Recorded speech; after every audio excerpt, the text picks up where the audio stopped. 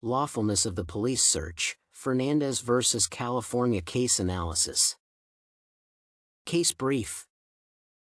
Case, Fernandez vs. California, 2014. Facts: the parties to the lawsuit are the petitioner Walter Fernandez and the respondent the state of California. The dispute revolved around Walter Fernandez's petition to review the decision of the trial court that found him guilty. Fernandez was arrested in the first place because the police suspected him of being involved in a gang-related assault. When the officers approached Fernandez's apartment, they heard sounds of fighting and screaming. When they knocked, Fernandez's partner, Roxanne Rojas, with clear bruises on her face, opened the door. Then Fernandez himself appeared and objected to the presence of the police officers by emphasizing that they had no right to be there. Nevertheless, he was arrested and delivered to the police station. Afterward, the police officers returned and asked Roxanne for her permission to search the apartment. Having received the consent, the officers found incriminating evidence that was later presented in court. Despite Fernandez's plea to suppress the evidence due to his objection to the presence of the police, he was deemed guilty. Fernandez proceeded to file a petition review to the California Supreme Court, which denied it. However, the U.S. Supreme Court agreed to review the case. Issue: did the police have the right to search the apartment when the suspect objected to it?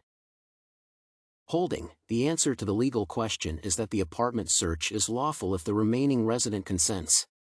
6 justices voted that there was no violation, while 3 judges dissented.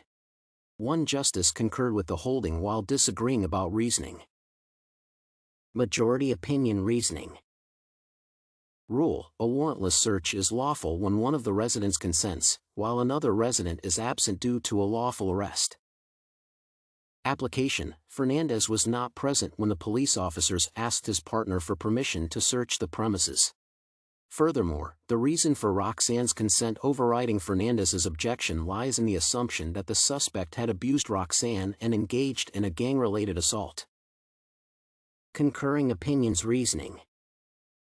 Justice Thomas concurred with the opinion of the court but noted that the majority used the case Georgia v. Randolph.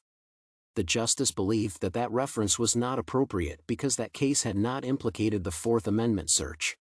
The reason why he brought Georgia v. Randolph up is that it also dealt with an ambiguous situation when 2 residents differ in their attitude toward an apartment search, with one of them consenting and another one objecting. However, Justice Thomas believed that there was no violation of the Fourth Amendment in either case, as the police had a lawful reason to conduct the search.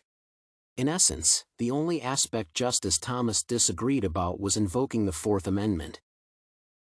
Dissenting opinions reasoning. Justice Ginsburg, Justice Sotomayor, and Justice Kagan disagreed with the majority's opinion due to the Fourth Amendment's protection of a person's privacy and the application of Georgia v. Randolph. When one of the residents refused to let the police conduct the search, the court acknowledged the importance of obtaining the consent of all residents. The justices objected to the court's insistence on the physical presence of both residents. Furthermore, Fernandez explicitly voiced his objection to the police's search when he was still present in the apartment.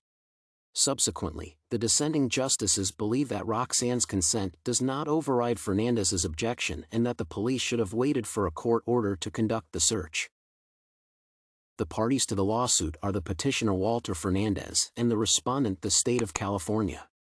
The issue was whether the police had the right to search the apartment when the suspect objected to it.